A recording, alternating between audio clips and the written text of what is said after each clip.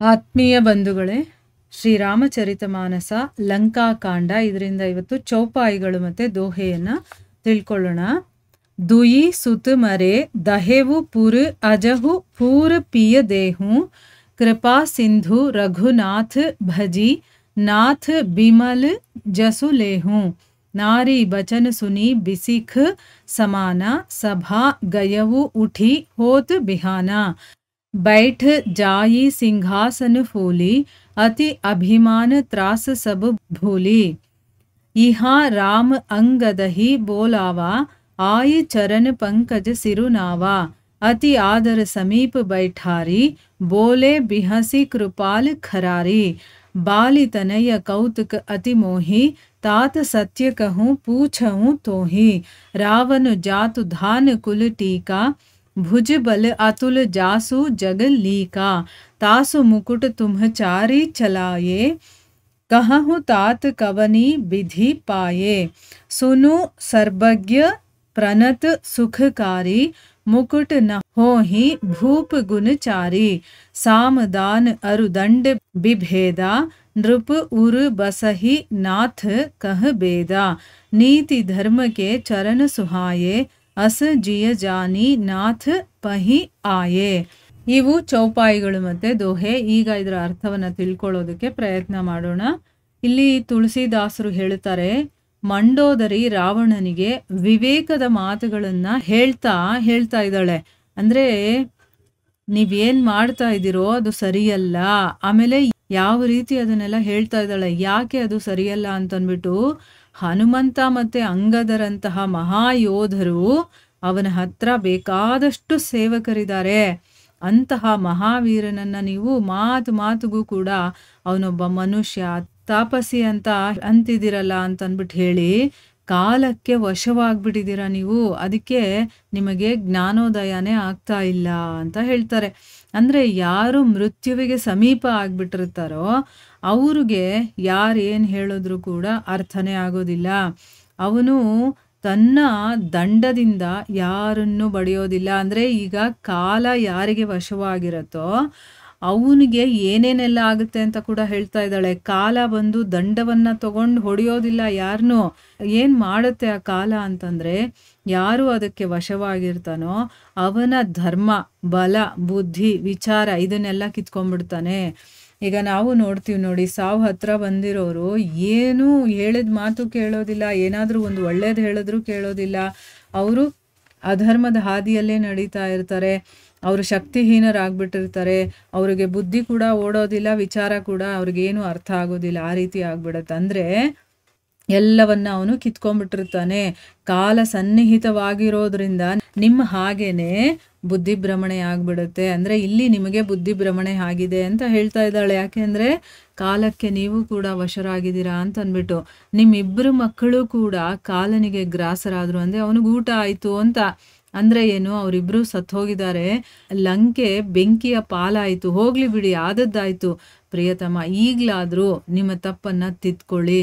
ಕೃಪಾ ಸಿಂಧುವಾದಂತಹ ಶ್ರೀರಾಮನನ್ನು ಭಜಿಸಿ ವಿಮಲ ಕೀರ್ತಿಗೆ ನೀವು ಭಾಜನರಾಗಿ ಅಂತಂದ್ಬಿಟ್ಟು ನೀವು ಆ ರಾಮನನ್ನು ಈಗಲಾದರೂ ಅವ್ರನ್ನ ಸ್ಮರಣೆ ಮಾಡ್ಕೊಳ್ಳಿ.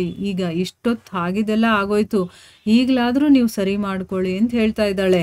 ಬಾಣದ ಹಾಗೆ ನಾಟಿದ ಪತ್ನಿಯ ಮಾತುಗಳನ್ನು ಕೇಳಿ ಅದನ್ನೆಲ್ಲ ಅವನು ಲೆಕ್ಕಿಸ್ದೇನೆ ಬೆಳಗಾಗ್ತಾ ಇದ್ದಾಗೆ ಎದ್ದು ಸಭಾಸದನಕ್ಕೆ ಅವನು ಹೊರಟೋಗ್ತಾನೆ.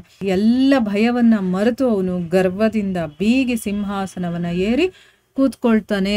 ಅವನಿಗೆ ಯಾವುದೂ ಏನೂ ತಲೆಗೆ ಹೋಗ್ತಾ ಇಲ್ಲ ನೋಡಿ. ಅವನ ಅಹಂಕಾರ ಏನಿದೆಯೋ ಅಷ್ಟು ಮಾತ್ರ ಅವನಿಗಿರೋದು. ಯಾರ ಮಾತು ಕೇಳ್ತಾ ಇಲ್ಲ ಅವನು. ಈ ಕಡೆ ಏನಾಯಿತು, ಸುವೇಲ ಪರ್ವತದ ಮೇಲೆ ಶ್ರೀರಾಮ ಅಂಗದನನ್ನು ಬರಮಾಡಿಕೊಂಡು ಅವನು ಬಂದು ಭಗವಂತನ ಚರಣಗಳಿಗೆ ಹಣೆ ಇಟ್ಟು ನಮಸ್ಕಾರ ಮಾಡ್ಕೊಳ್ತಾನೆ. ಆಗ ಕೃಪಾಳುವಾದಂತಹ ಕರಾರಿ ಅವನನ್ನು ಗೌರವದಿಂದ ತನ್ನ ಹತ್ರ ಕೂರಿಸ್ಕೊಂಡು ಮುಗುಳ್ನಗ್ತಾ ಈ ರೀತಿ ಹೇಳ್ತಾನೆ. ನೋಡಿ, ಅವನು ದೂತನ ಕೆಲಸ ಮಾಡಿ ಬಂದಿದ್ದ ತಕ್ಷಣ ಆಯಿತು ಏನು ಹೇಳು ಅಂತ ಹೇಳಿ ಅವನನ್ನು ಕಳಿಸ್ಬಿಟ್ಟಿಲ್ಲ. ಅವನನ್ನು ಪ್ರೀತಿಯಿಂದ, ಅವನನ್ನು ಸ್ನೇಹದಿಂದ ಮಾತಾಡಿಸಿ ಹತ್ರ ಕರೆದು ಕೂರಿಸ್ಕೊಂಡು ಈಗ ಹೇಳ್ತಾನೆ, ಎಲೆ ವಾಲಿನಂದನನೇ, ನನಗೆ ನಿಜಕ್ಕೂ ಕೂಡ ತುಂಬಾ ಕೌತುಕವಾಯಿತು.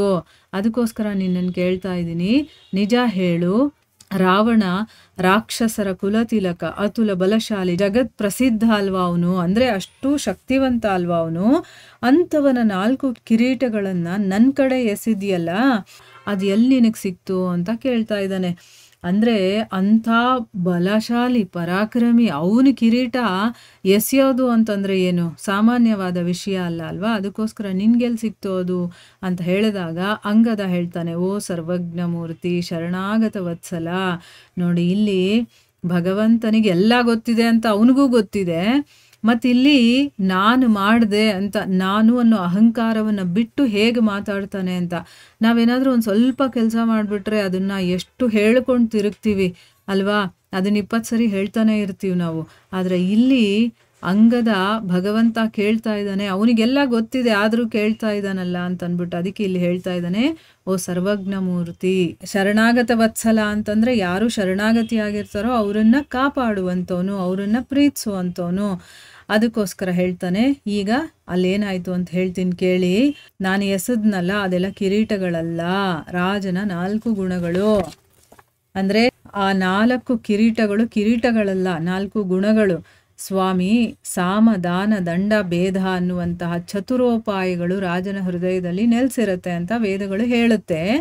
ಇವು ನೀತಿ ಧರ್ಮದ 4 ಸುಂದರ ಚರಣಗಳು. ಆದರೆ ರಾವಣನಲ್ಲಿ ಧರ್ಮದ ಅಭಾವ ತುಂಬ ಇದೆ ಅಂತ ತಿಳ್ಕೊಂಡು ಅವೆಲ್ಲ ನಿಮ್ಮ ಹತ್ರ ಬಂದಿವೆ, ಅವು ನಿಮ್ಮ ಚರಣಗಳಲ್ಲೇ ಶೋಭಿಸ್ತಾ ಇದೆ ಅಂತ ಹೇಳ್ತಾನೆ. ಅಂದರೆ ರಾವಣನಲ್ಲಿ ಇದೆಲ್ಲ ಯಾವುದೂ ಇಲ್ಲ. ಧರ್ಮದ 4 ಸುಂದರ ಚರಣಗಳು ಯಾವುದು? ಸಾಮ ದಾನ ದಂಡ ಭೇದ ಅಂತ. ಈಗ ನೋಡಿ ಯಾಕೆ ಹೇಳ್ತಾ ಇದ್ದಾನೆ ಅಂತಂದರೆ, ಅಂಗದ ಅಲ್ಲಿ ಸಂಧಿಗೋಸ್ಕರ ಹೋಗಿರ್ತಾನೆ, ಆದರೆ ಅದನ್ನು ಅವನು ಕೇರೆ ಮಾಡಲಿಲ್ಲ ಅದ್ರ ಬಗ್ಗೆ ಅಲ್ವಾ. ಅವನಿಗೆ ಹನುಮಂತ ಮೊದಲು ಹೋಗ್ಬಿಟ್ಟು ಒಂದಷ್ಟು ದಂಡವನ್ನು ಕೊಟ್ಟು ಬಂದಿದ್ದಾನೆ, ಆದರೂ ಕೂಡ ಅವನಿಗೆ ಅದು ಅರ್ಥ ಆಗಲಿಲ್ಲ.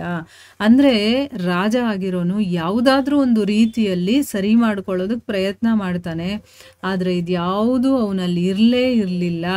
ಅದಕ್ಕೋಸ್ಕರ ಆ 4 ಕಿರೀಟಗಳು ಅವನ ಹತ್ರ ಇರಬಾರ್ದು. ನಾವು ಈಗ ರಾಮ ಬಂದಿದ್ದಾನೆ, ನಾವು ಅಲ್ಲಿ ಹೋಗಿರಬೇಕು ಅಂತ ಅವು ಧರ್ಮ ಎಲ್ಲಿರುತ್ತೋ ಅಲ್ಲಿಗೆ ಬಂದು ನೆಲೆಸಿದಾವೆ ಅಂತ ಹೇಳ್ತಾ ಇದ್ದಾನೆ. ಅಂದರೆ ಇಲ್ಲಿ ನಾನು ಆ ಕೆಲಸ ಮಾಡಿದೆ ಅನ್ನೋದನ್ನ ತೋರಿಸ್ಕೊಳ್ದೆ ಅವೇ ನಿಮ್ಮ ಹತ್ರ ಬಂದಿದ್ದಾವೆ ಅಂತ ಅಂದ್ಬಿಟ್ಟು ಇಲ್ಲಿ ಹೇಳ್ತಾ ಇದ್ದಾನೆ. ಆ ರೀತಿಯ ಒಂದು ಗುಣಗಳು ಬೆಳೆಸ್ಕೋಬೇಕು ನಾವು, ಆಯಿತಾ. ಇಲ್ಲಿ ನಮ್ಮ ದೊಡ್ಡಸ್ತಿಕೆ ಏನೂ ಇಲ್ಲ. ಆ ಭಗವಂತ ಶರಣಾಗತ ವತ್ಸಲ, ನಾನು ಏನು ಅಲ್ಲಿ ಕೆಲಸ ಮಾಡಿದ್ನೋ ಅದಕ್ಕೆ ಕಾರಣ ಅವನು. ಸೊ ಅವು ಅವನ ಹತ್ರ ಬರಬೇಕು ಅಂತಿದ್ವು, ಬಂದಿದ್ದಾವೆ ಅನ್ನೋ ರೀತಿಯಲ್ಲಿ ಹೇಳ್ತಾ ಇದ್ದಾನೆ, ಆಯಿತಾ. ರಾಜನಿಗಿರಬೇಕಾಗಿರುವಂಥ ಯಾವ ಗುಣಗಳೂ ಕೂಡ ಅವನಲ್ಲಿ ಇಲ್ಲ ಅನ್ನೋ ರೀತಿಯಲ್ಲಿ ಮಾತಾಡ್ತಾ ಅವನು ಹೇಳ್ತಾ ಇದ್ದಾನೆ. ಇಲ್ಲಿಗೆ ನಾವು ನಿಲ್ಲಿಸೋಣ. ಹರೇ ಕೃಷ್ಣ.